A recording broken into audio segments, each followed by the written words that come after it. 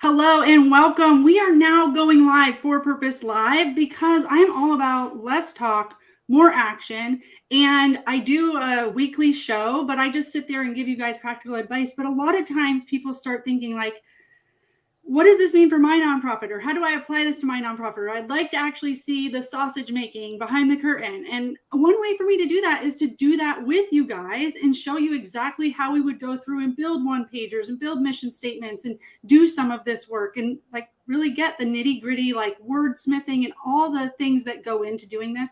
But my hope for doing this is that you guys can see that this isn't difficult to really get your programs in a way, articulated in a way that other people go like, oh my gosh, this is amazing. I want to fund this. Or, oh my gosh, this is amazing. I want to be part of this. Okay. So I'm going to roll an intro and then I'm going to introduce you to the first bold person that is going to be part of our lives. And we're going to build a one pager today for funding.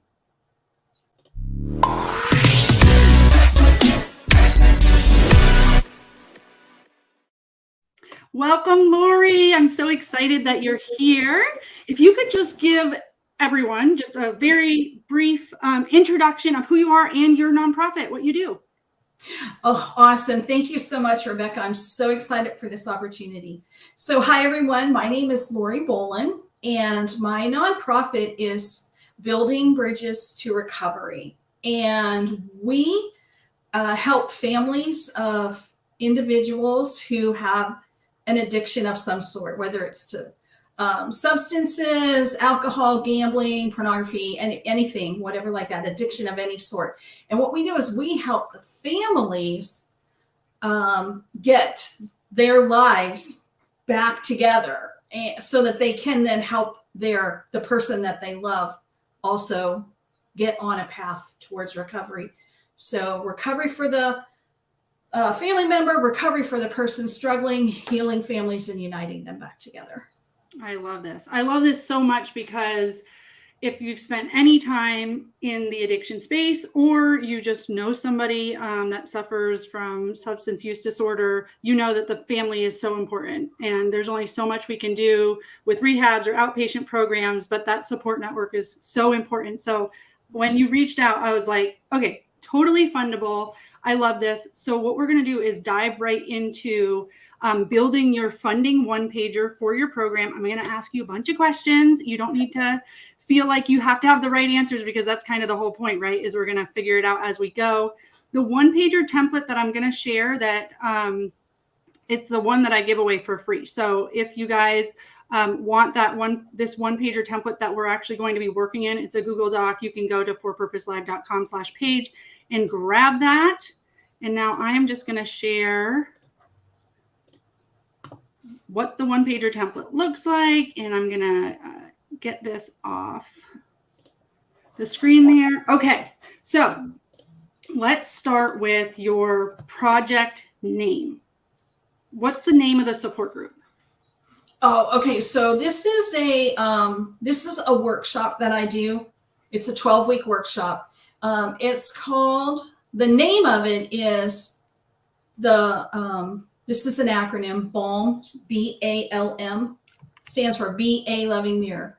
BALM 12 Principles of Family Recovery.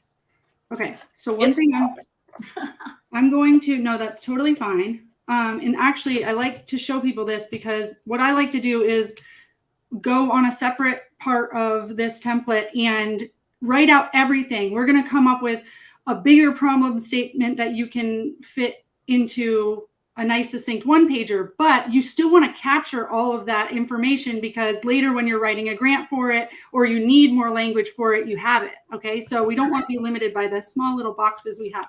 So you said BALM, BALM? Yes, BALM. Yep. 12 Principles for Family Recovery.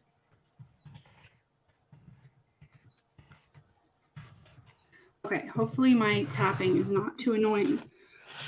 Okay, so beautiful. What do you have a tagline or something that would quickly get somebody to know, like, oh, that's what this does? Like earlier when I was thinking about this, I was thinking like supporting families to support recovery, or something like that. So I have 2 different things on my website. Tell me if you think either one of these are helpful. Short one, helping families heal and unite.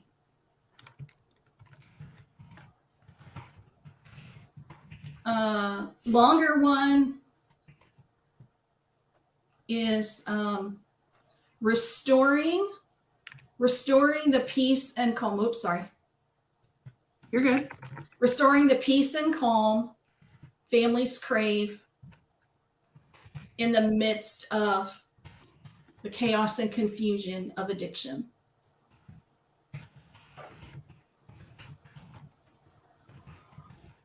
Okay. Okay. I like those. And I think that we can get more succinct. What I want to do is create this shortened version so that I do want to include recovery or addiction or something in it. Just because helping families heal and unite is a little broad. But I think that we can do that best after we go through all the other things. It will be really easy to make. Gotcha. Okay. And I don't know, Rebecca, if you want to just, what you said, supporting families, supporting recovery, that resonated with me. If you want to put that on the list down there or plug it in and see where we get. Okay. Yes.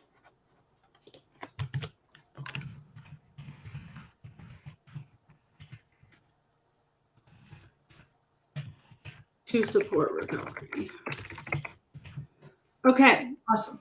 Thanks. Beautiful. So now that we have that, and just for people watching me go up and down and getting sick, this is just an example that goes with the template. So now that we have that, we're going to start with the problem. So let's get a problem statement. And the problem statement for this is really going to be, we would want to start with how prevalent addiction is. So let's say nearly, do you know the numbers that struggle in the US? Okay. Yeah, actually, based on the most recent statistics, it's 2 out of every 3 Americans affected, either directly or indirectly, by addiction.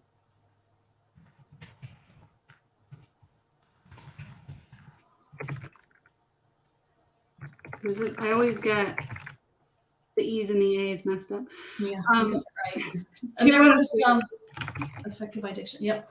And the 2021 overdose statistics we lost over 109,000 Americans to overdose in 2021. And over 109,000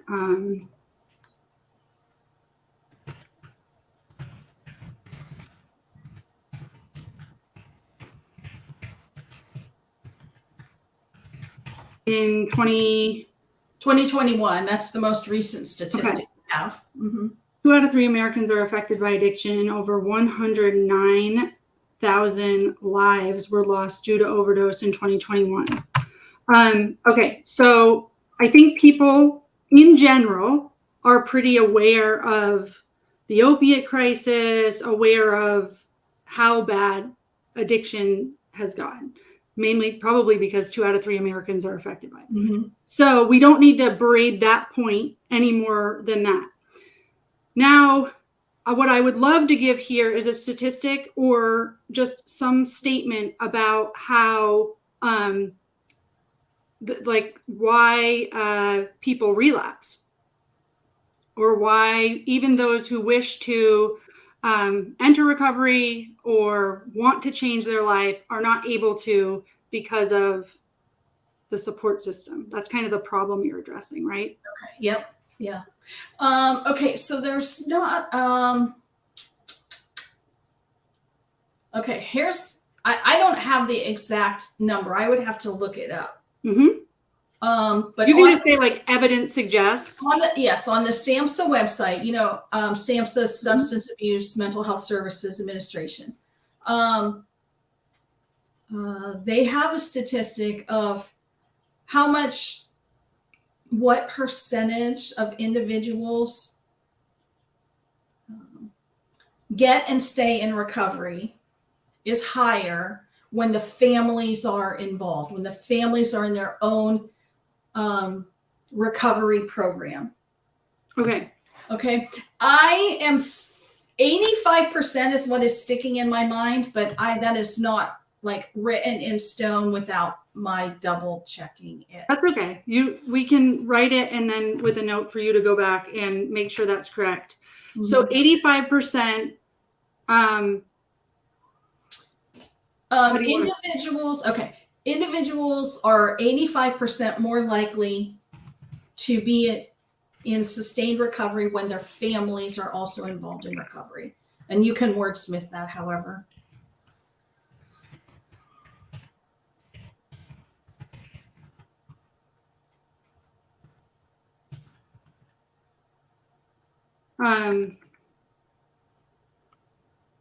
The reason why I don't want to say, so is it generally known that, like, I would rather say something about when their families are educated and equipped to support, rather than that their families are in recovery. As much as somebody from the inside may know that they are probably codependent and they need just as much of recovery, I as a person I could see myself going, well, I don't need recovery.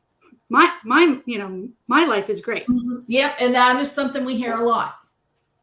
So if you said to me, oh, I know, Rebecca, but we just want to equip you to deal with and to support this other person that is in recovery, then I'd go, oh, okay, I'll do it for him. I won't do it for me.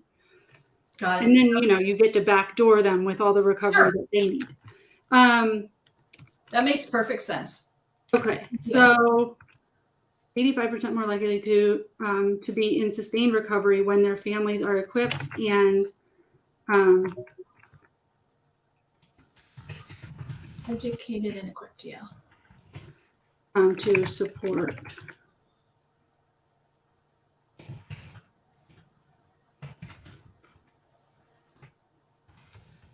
them. Individuals are 85% more likely to be in sustained recovery when their families are educated and equipped to support them.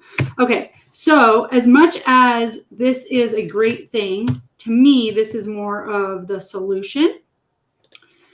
So I'd still love to figure out, can we invert this in any way to say individuals are 85% less likely to sustain recovery? That's a good thought. Yeah. Okay.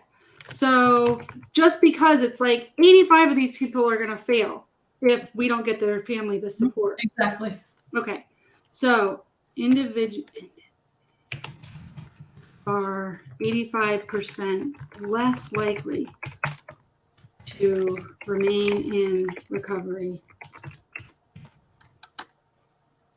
or to sustain their recovery. I want to say that.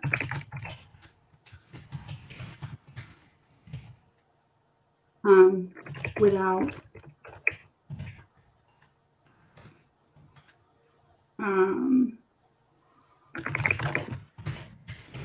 family support. Okay, so 2 out of 3 Americans individuals are now.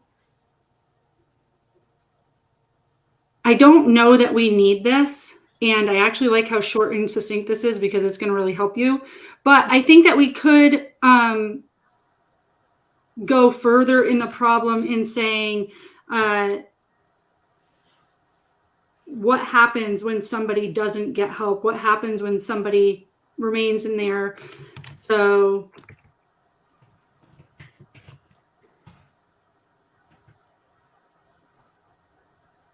like basically without recovery and a supportive and a healthy support system, individuals are and then this is like more likely to be incarcerated, experience homelessness. Mm-hmm.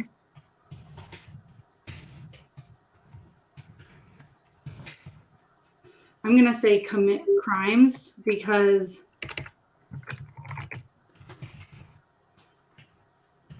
that would be something that the public would care about. Okay. Without recovery and healthy support systems, individuals are more likely to commit crimes, be incarcerated, experience homelessness, and early death. Okay. So you can see how, no, I don't like that. Grammarly is wrong sometimes. So you can see here that, when you're writing different funding proposals, sometimes they let you really explain the problem. Sometimes you need to do really quick, whatever. So this first one, good enough for a one-pager. But it's always nice to say, like, okay, so if we just let this program go and you don't do your program, if we just let this problem go and we do not implement your program, what are we looking at here? Another thing you could do for the problem, that's if it was specific to your area and you knew that you were trying to find funding to your area, you could definitely say in this county that the prisons are overrun. We're seeing more and more, I don't know, if you knew that the members of your community didn't like that there were homeless people panhandling or whatever, like you can use some of that to say this is a direct consequence of these people not getting the support that they need. Okay. Good. Okay. So anytime that you're, building a funding one pager or building your funding proposal, just thinking about what's the real problem of this for the person that's going to read this.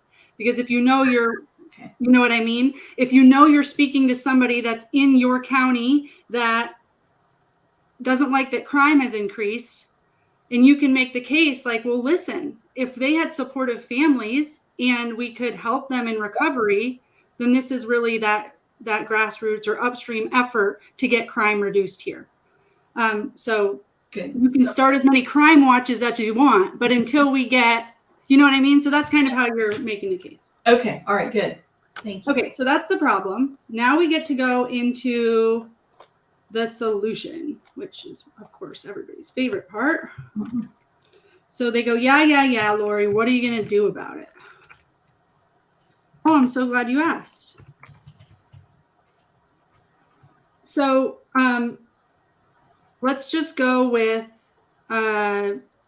whatever your program is. So our BOM 12 Principles for Family Recovery Program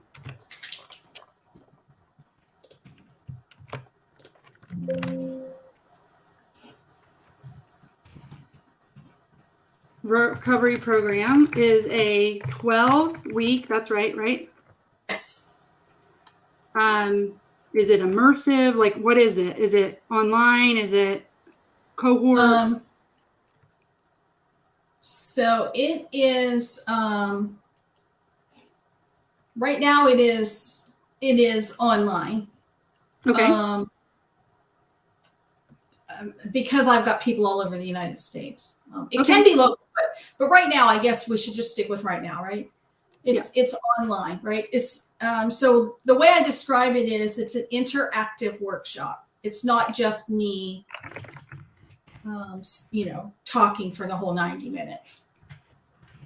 Okay, so our BOM 12 Principles for Family Recovery Program is a 12-week interactive workshop for families with loved ones experiencing substance use disorder. Is that right? Or is it more than that? Are they with loved ones in active recovery? What's the criteria for entry? That they love someone with a substance use disorder. Okay, so that person could or could not be seeking recovery or inactive. Correct. Beautiful. Just because I'm curious, what is the percentage of people that are like, they've gone to rehab and now we want recovery, or they're just like, listen, he's an addict and I need to start dealing with him going to prison or possibly dying, and I want. Yeah, the vast majority, 90% or more, the person is still active in their addiction. Okay. And the family is, what do I do? They're Okay. literally at their wit's end. That's really good to know, because I want to know, I almost like it more as a funder, knowing that, you know what, the family is stepping up, understanding that the person may not be able to right now, but the family's stepping up, getting the support they need. And that that might be the catalyst for them getting the help that they need, rather than only helping people who have a loved one that has actively chosen recovery.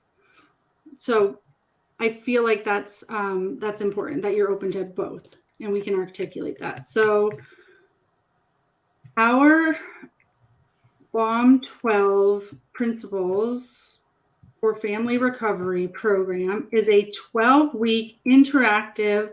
What's BOM stand for? Be a loving mirror. Okay.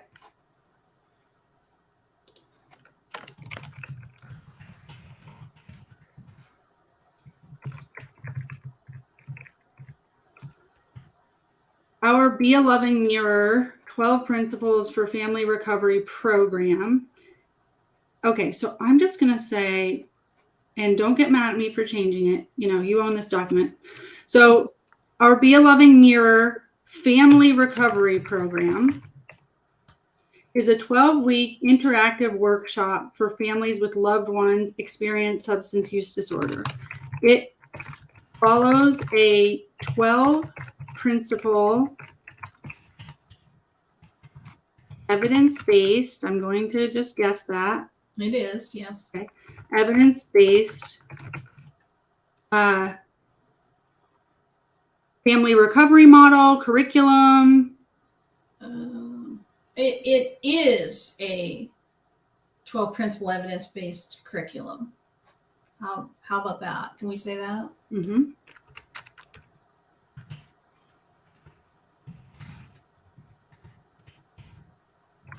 Twelve principle evidence-based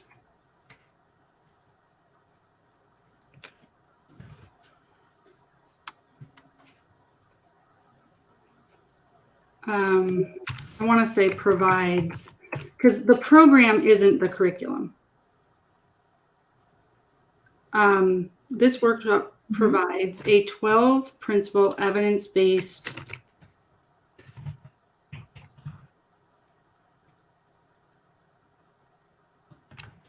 to ensure what's the outcome. So some of the outcomes that we currently are highlighting, I guess, for lack of a better word. So here's what we say.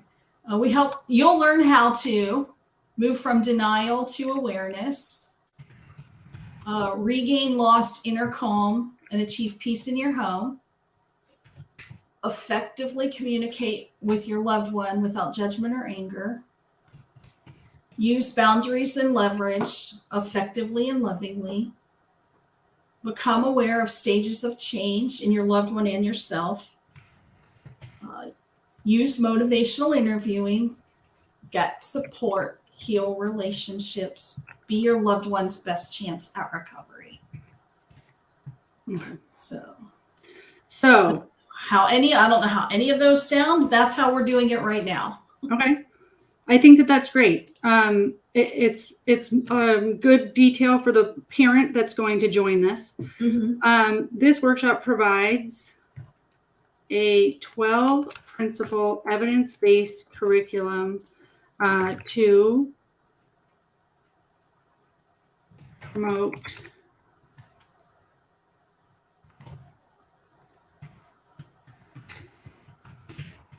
healing, effective communication, and peace in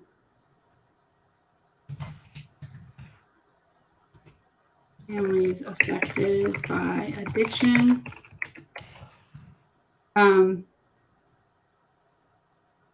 By equipping families with their own emotional awareness,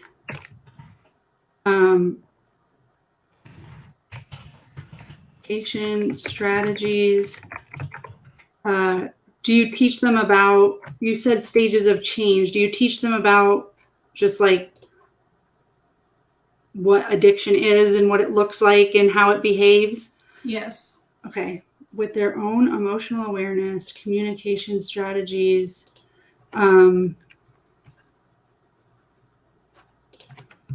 addiction, education, and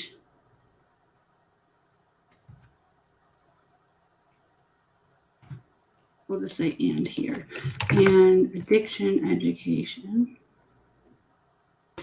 I like this better. Second, emotional awareness, addiction, education, communication strategies. We position, or they are positioned to be their loved one's best chance at entering and sustaining recovery. How does that sound? Perfect. I love it.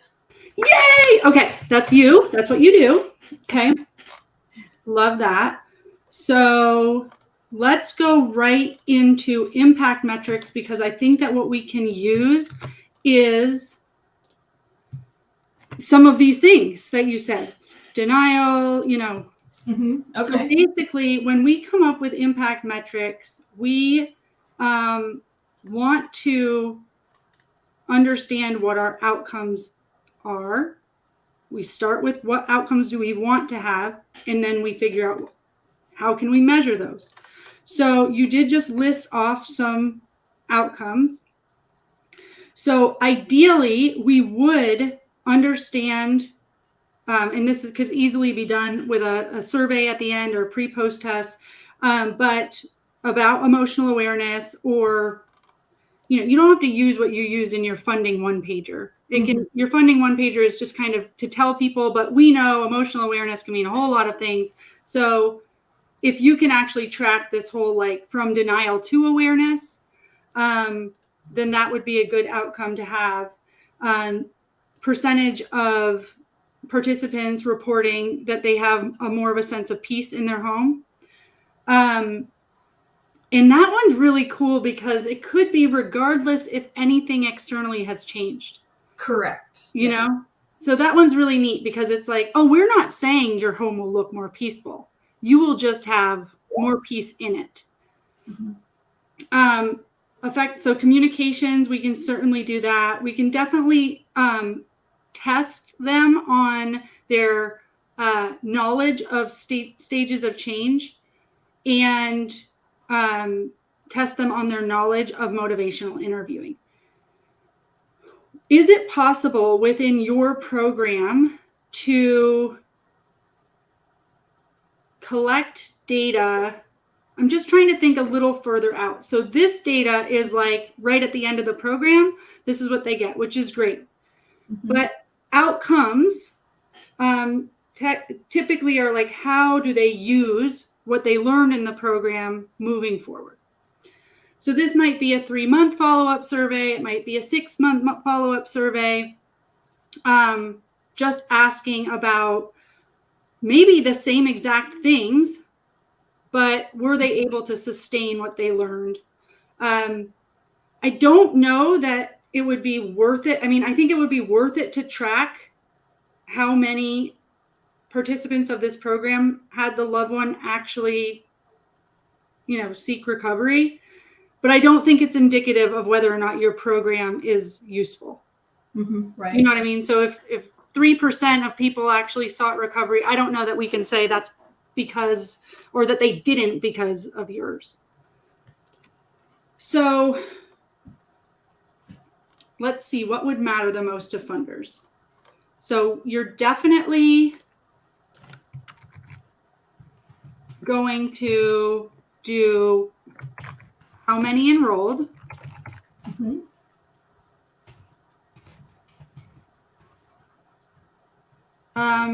How many are normally enrolled?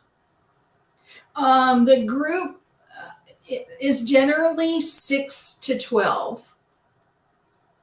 We don't go less than 6 because it doesn't generate good Discussion. Yeah. Discussion. But more than 12, not everybody gets a chance to share. Okay.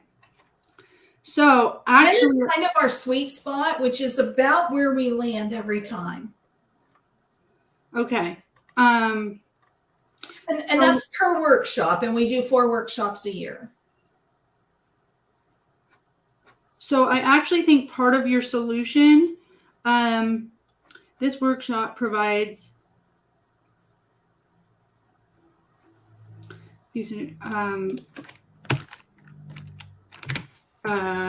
each cohort is limited to approximately, you said 10 was your sweet spot? Yes. 10 members. Now, if it's a husband and a wife.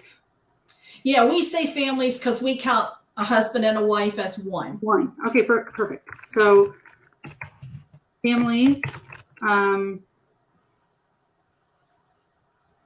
to promote participation and I want to say something about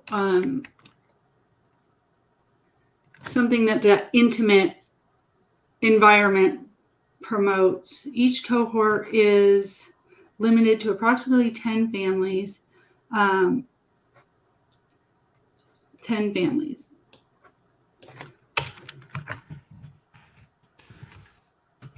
To promote participation in an intimate environment allows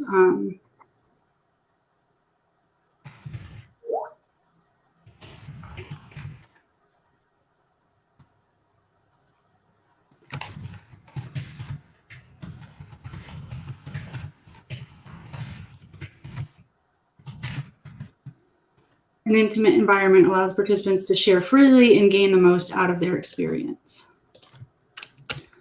Yep. That way we don't get in this, I love it when people have an answer and they're intentional about everything they do. So if a funder says like, well, this is great, but like, could we open it to 30 families? It's online. And you have an answer. Actually, we find like we've done this. We did it with 6. It didn't work. We did it with more than 12. And we felt like people weren't getting the most out of this. So this is our sweet spot for a reason. So calling things out. And then every time you have an answer like that, it's like, oh, okay, Lori knows what she's talking about. She's method to her madness. Okay, so so if we know, so we can have the number enrolled. I'm guessing, do you ever have a wait list? Not yet. Okay. So,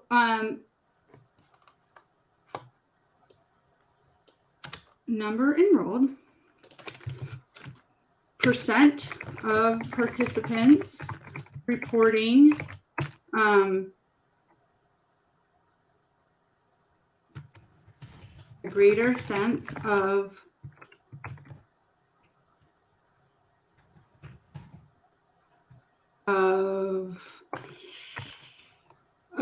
what do we call it? I don't want to call it addiction awareness, but it's not just of awareness. It's like it's like reality. Yes. Yeah, there is that. I'll tell you a few of the things we get the most feedback on at our end of workshop survey is a greater sense of peace within themselves, no matter what their loved one is doing. Increased communication within the family unit.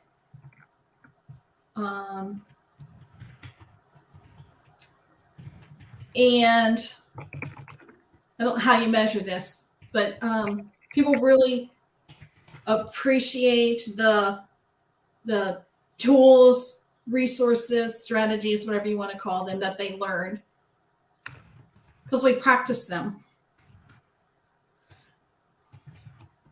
So I don't know if any of that is helpful, but Yep. That's common feedback.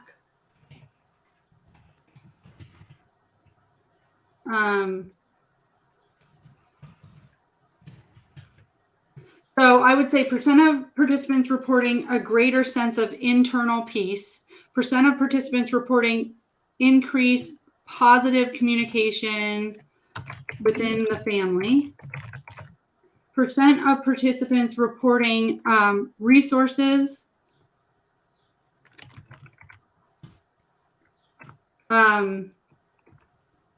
being useful. Another thing you can do is percent of participants reporting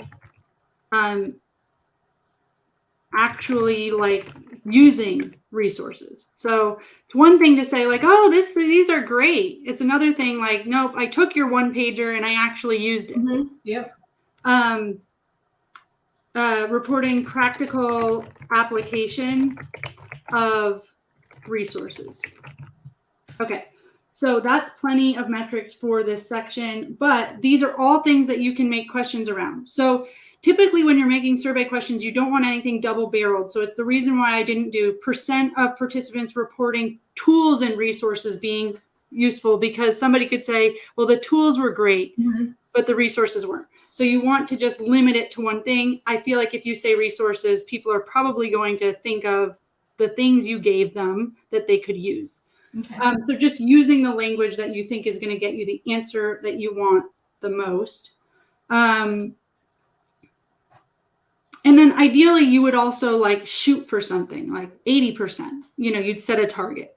But for the funder, you can say, we will report back on this at the end of each cohort.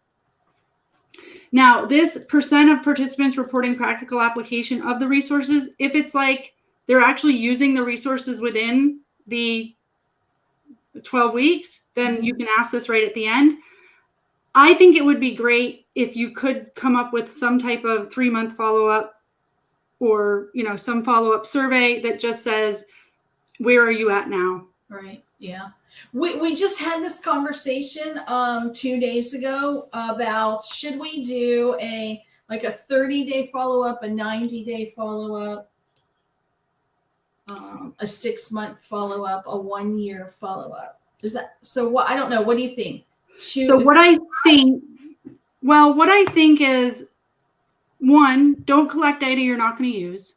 2, incentivize data collection. So not just, hey, here's a survey, we need something for us, but hey, we really want to know how your family's doing and we'd love to provide you more resources. Where are you at? The best way to do this is in an interview style. So you actually call the families, you have an interview protocol. So which just means you have some questions on a Google Doc that you ask every single person that you call, but you really are reaching out. I like to start these with like, hey, how are you doing? What do you need? Where are you at? A very human conversation. And during that, you're kind of getting some of your questions answered. And then you are providing any follow-up resources that you can. Okay. Then you use that to inform future programming. So you might say, well, we need the next steps program, or beyond the 12 steps program, whatever. Mm-hmm. Or people are needing more things, and what are they? So that you use that for program. And then you can also ask a question in that interview that's like, oh, that's interesting. So we're hearing, 5 different families say that this happened. This has happened since, or they maybe stopped the communication, or there was something that wasn't helpful. Is there something you can implement in the 12 weeks, like an action plan for the next, you might already do that, but something that can kind of preempt what you're seeing people have problems with after the program. Got it. Okay. So my biggest thing about everything is purpose, purpose, purpose, purpose, purpose. So yes, our 3 months, 6 months, are all of these things cool? They can be if you get data, but so often we just create a survey and we send it out and then we go, a year later, I come back as an evaluator and I say, okay, what does our data look like? And they're like, 2 people answered the survey out of the whole year. So one, we don't even have enough data to do anything with or to report back to the funder. Yeah.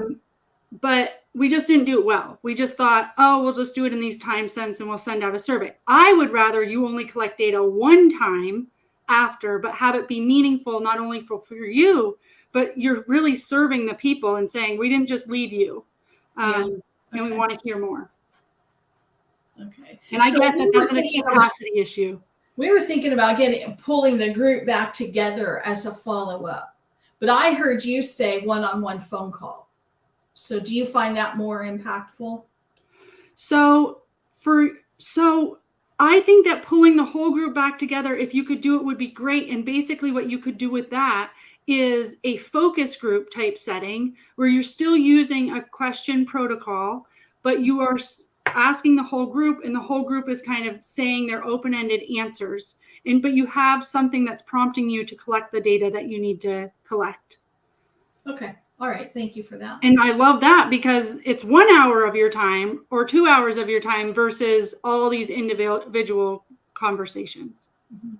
I don't think one is better than the other. You have different issues with one. One might be only 2 of the families come back to the group thing. And so it's really what works for you to get the most data and for people to feel like you're serving them the most.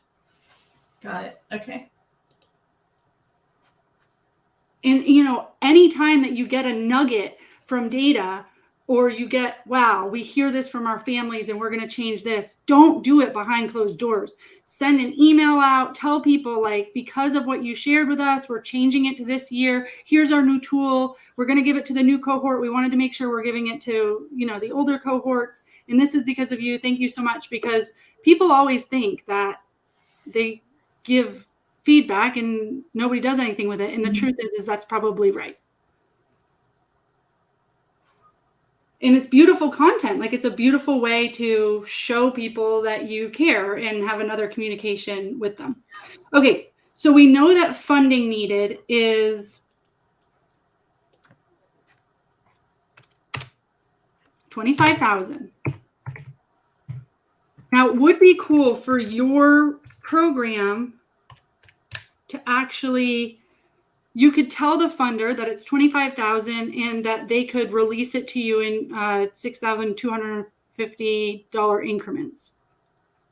So if they wanted, they could give you the $6,250. You could run your first cohort, you send reporting back. But to them, it's like you're ready to kind of work with them and show them what you're willing to do. Just because the $25,000 covers 4 very specific cohorts. Correct. I think that's a nice payment structure, especially to build trust. And if you pitch it and it works for you, it can also add to a whole bunch of things, sustainability and all that. So we're at $25,000. So tell me what the $25,000 will get, or what does each cohort, what makes it cost $6,250? Okay, so what do they get? Well, they get the 12-week workshop. They get some supplies like a book, a workbook, a journal, a notebook.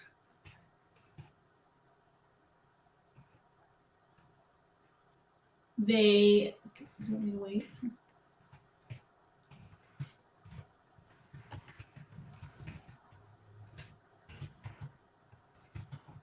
A dedicated staff member that leads the group or facilitates it? Yeah, well, that's me. Yeah. So each of the participants get a workbook. They get a book and a workbook.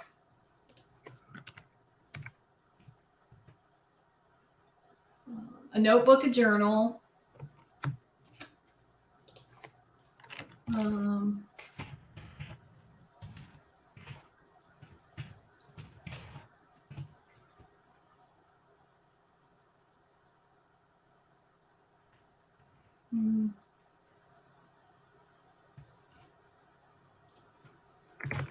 Each of the participants get program supplies,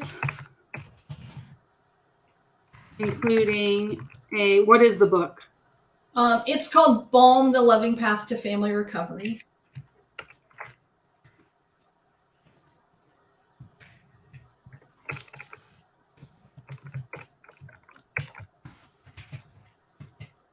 Can we say Balm curriculum book? Sure. Yep. Okay, or including the Balm curriculum workbook.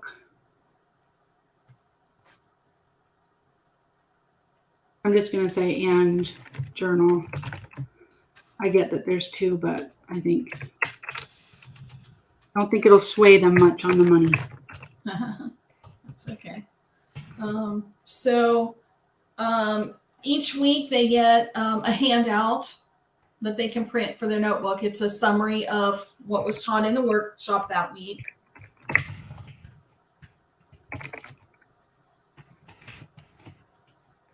And then they also get, dedicated stuff facilitator, yeah. Are you like credentialed in any way? Yes. Yes. So through the International Coach Federation.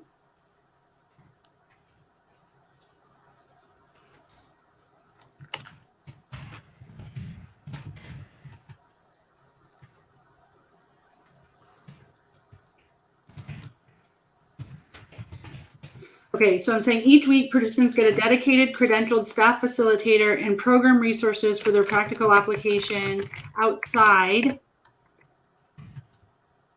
So the reason why I'm saying this is it's nice to know that what they're learning inside the workshop is applied outside of the workshop.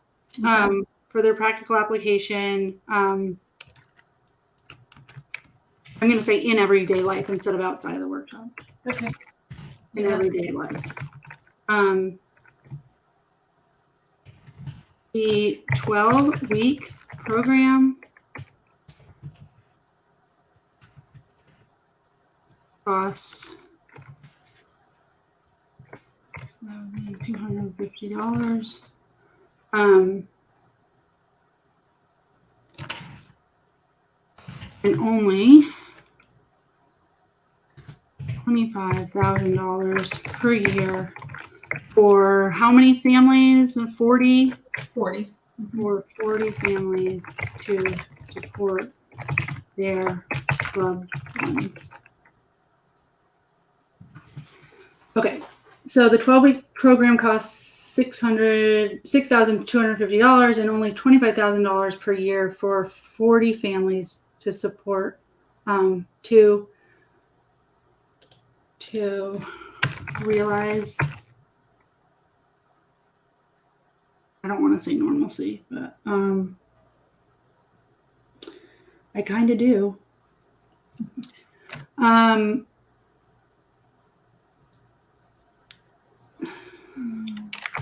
We can come up with another word. Okay. And support their loved ones. It's like, it's both. It's them getting their own to, what about regain well-being? Yeah. Regain their well-being and support their loved ones. Okay. Yeah, that covers both. Okay, and then the last part is why us. So,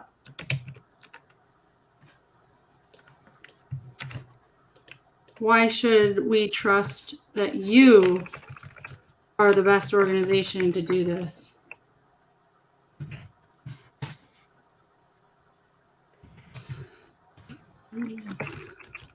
How long have you been in business?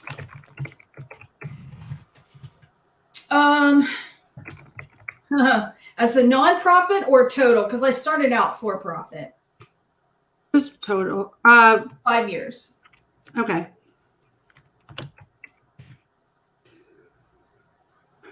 What made you start this? And I can actually look up your website.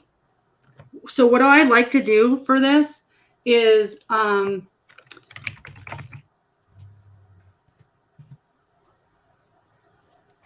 so If I go to about,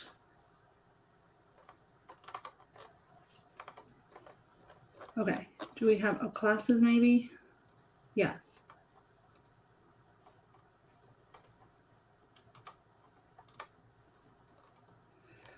Okay, well, sometimes what I do is like go to an about section that just says what Bridges to Recovery is, and I put it in ChatGPT and say, make this better.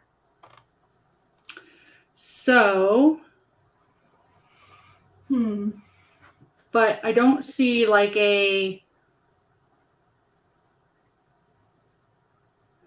kind of like a history about you, like Building Bridges is committed to blah, blah, blah, blah, blah. We've been around since this long. Lori is a credentialed, that whole thing. What made you get into recovery? So, well, what I say on my about page is my life has been touched deeply by substance use disorder. Having lived with SUD my entire life, I understand the chaos, the confusion, the desperation family members feel because I've been there. I also know the peace, the clarity, and the hope. And there's like there's a bunch of stuff on there. So like, I don't know, how personal do you want it to be? Because I just want it to in the way that goes like, okay, so what I would say as a funder is I would want to say, how long have you been doing these support groups? These groups, 3 years. Has successfully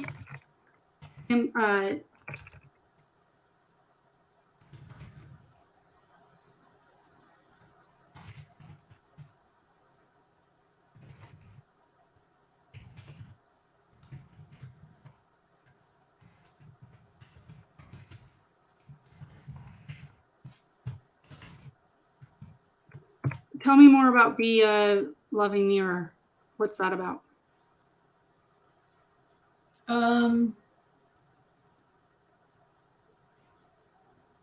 So that I'm trying to think. I'm trying to think what you want me to say instead of asking you. What do you mean?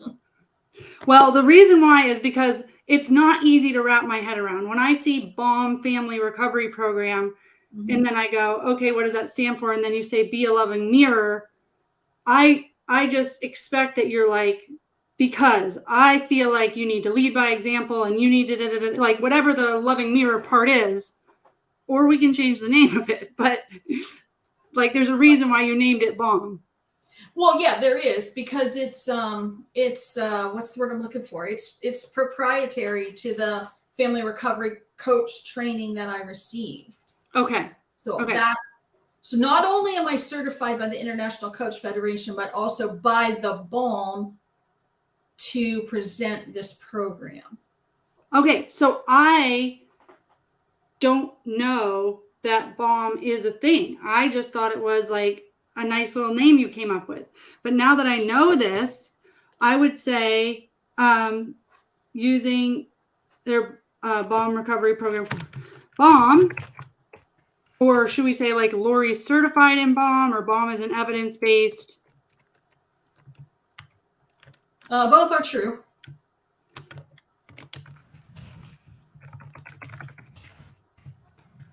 BOM is an evidence-based family support modality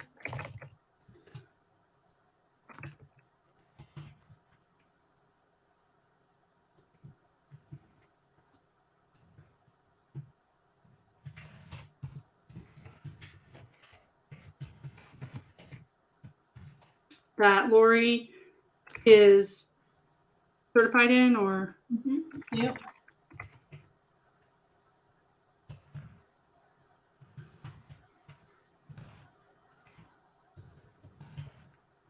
Lori's personal experience with substance use disorder led her to, did you possibly, when you were struggling, what helped you out of darkness? Was it anything like, the only reason I say that is because sometimes it's like your personal testimony that this was helpful for you. If you don't have that, we don't need to mention it. No, it's fine. Yeah. It was this. I started in Al-Anon. An Al-Anon friend introduced me to the balm, and the balm was what was instrumental in my personal family recovery, which is why I then decided to go through the training.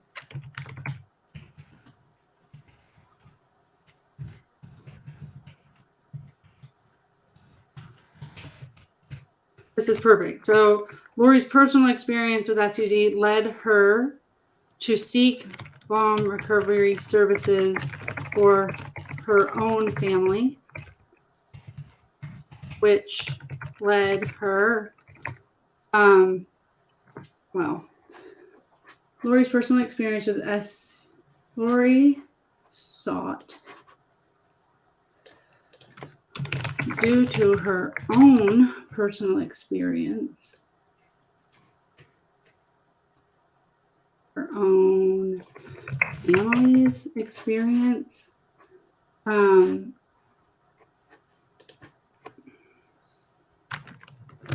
Lori sought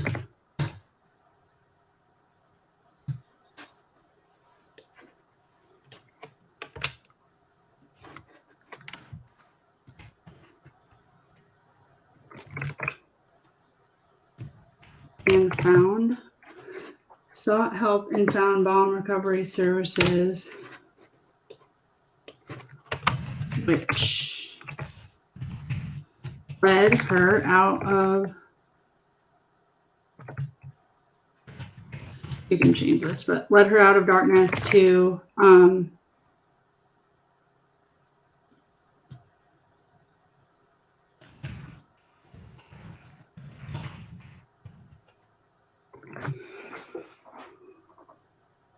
I really just want to say this inspired you to give this to other families. So due to her own family's experience, Lori sought help and found balm recovery services.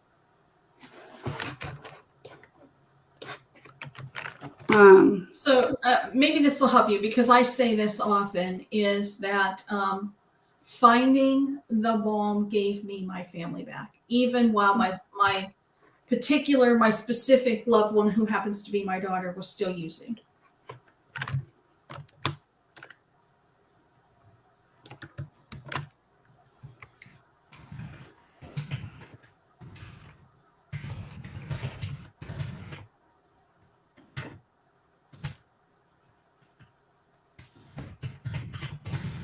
Lori attributes balm to giving her family back in their own struggles with substance use disorder.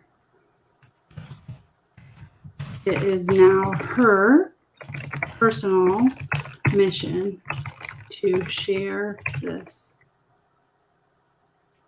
resource with others. Okay, I feel like that's a pretty strong why us. That makes me go like, okay, she used this. Okay. It's so much better than just like, oh, I got a certification and I kind of wanted to go into this as my career. Okay, so now we are going to, and I know that we're right at 1 o'clock. If you want to keep going, I don't mind popping this into Canva for you. Or we can end and you can just take it and you can pop it into your own Canva. Up to you. Okay, well, let's see. If I have the option, I would love to have you pop it into Canva. Okay, let's just do it real quick. Okay, thank you. Okay, so now we're going to go over here. Just give me 1 second. Share this tab instead. And now this is the Canva template that everyone can use, actually, this is the $7 one, so it's a little pricey, but anyway, okay, so let's just use this. So the funnest part, what are your, is your brand colors kind of like this plum? Yes. Okay, so let's just make the background a plum color, which you can go in and kind of change this a little bit after. That's too purple.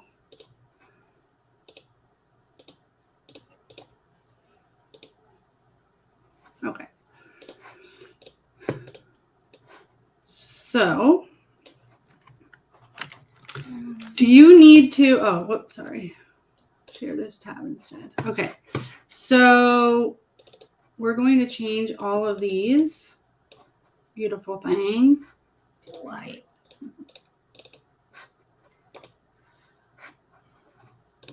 Okay, so it is the, You know what I just realized? what? I bought this template. Yeah, you did. Yeah. That's what I'm saying. So I can do this. Okay, cool.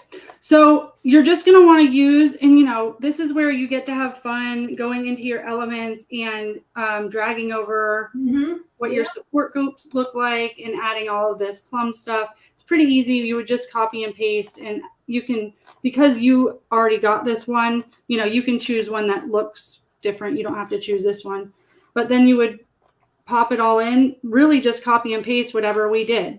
So if you're cool with doing that part, that is fine with me. So now what, right, is the big thing. So are you confident in, once you have this all copied and pasted into your template, do you know what you're going to do next with it? I would love to say yes, but no. So, because this is a thing, it's like, cool, I made a 1-pager, right? And then you're like, anybody want to read it? So what I feel like the best approach to do is you get these 1-pagers done, and then you go to your board, and then you have your board each identify 5 people. So everybody, and I would make a spreadsheet to hold everybody accountable. So I'd make a spreadsheet with all the names, and then in the second column, I would write who's assigned to that person, and then did they reach out and when. And it is not sending it and saying, hey, will you fund this? It is just sending it. And I think that you actually got, in one of the emails you got from me, it showed the actual copy and paste email you would send to these people. But it just says, hey, I know you care so much about recovery. Like, we would love your input. If you were reading this as a funder, what should we change? I'd love to hear your feedback. Can we hop on a call? So your board members reach out to 5 people and just say, listen, I'm on the board of this nonprofit. We're really trying to get funding. We've been having a hard time. I know you care so much about recovery. It's a big problem in our area. We created this 1-pager and we want to start having some conversations. We just want to get some feedback. Like, we're not looking for you to fund it, but we're just looking, like, does this make sense to you? Are we on the right track? Then when you get on that phone call with those people, those 5 people, you just say, hey, how does this look? You take their feedback, you listen. And at the end, you do say, do you know anyone in your network, a business owner, a church, or an individual? Do you know anybody that this is really aligned with, like, their giving, or that they would want to know about this? Because I'd love to reach out to them. Then you're starting to grow your network a little bit more. And so if everybody has those 5 conversations, then you're really just nurturing relationships and having conversation starters around this. And you're also hearing any objections they might have. So they might say, well, this doesn't make sense to me. Or, well, I would love to fund a week.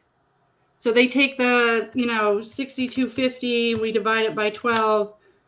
I'll give you $520 to support 1 week. And then you're like, okay, well, maybe that's more approachable for people. So they're going to do. So it's really just figuring out who your network is. And it's getting your board ready to, like, get excited about your programs. You're equipping them with something like, this is what we do, guys. This is why us. This is very little ask of money for the outcomes we're getting. And it gets your board bought in and equips them and lets them have conversations that is not asking for money, but just starting the conversation. Right. Okay. I love that. You think you can do that? I love that. Yes, we can do that. Okay. All right. Well, if there's anything that you come up against that you're like, oh, we tried to do this, but we got this response, or how would we handle this? Email me, let me know, because I want to hear these things. I want to help, but trust me, other people are having these same issues, right?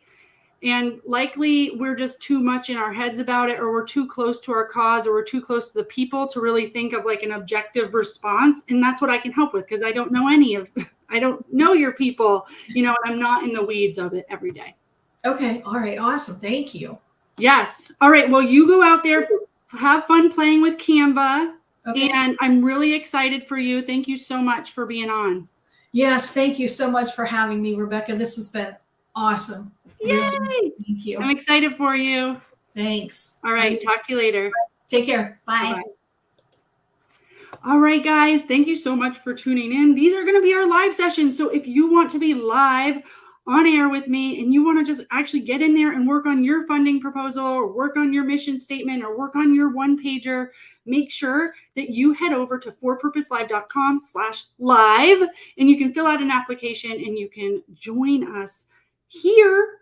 I can't accept everybody, but if you have a good enough application, and I think that others can learn from the work that we do, then let's have you on here, and let's do some working sessions so that we can show you, like, this isn't that difficult. But sometimes you're like isolated. Sometimes you're just sitting there in a bubble, in a vacuum, and it would just be nice if you had a person that would like bounce some ideas back and forth. And that's really what I want to do. Trust me, as a business owner that is a team of one, it would be nice sometimes just to know I'm on the right track, even if I pretty much got it all figured out, right? Okay, so head on over forpurposelive.com/live if you want to be on the show. If you want to get that one pager, you can head to forpurposelive.com/page. And if you want that beautiful Canva template, like I said, it's $7. Forpurposelive.com/store. You can head on over to For Purpose Live and just check it all out. Okay, I'm excited to see you back here live. I'm going to try to do these every Friday as long as there's enough of you to help. Thanks so much for your service to this world. Until next time.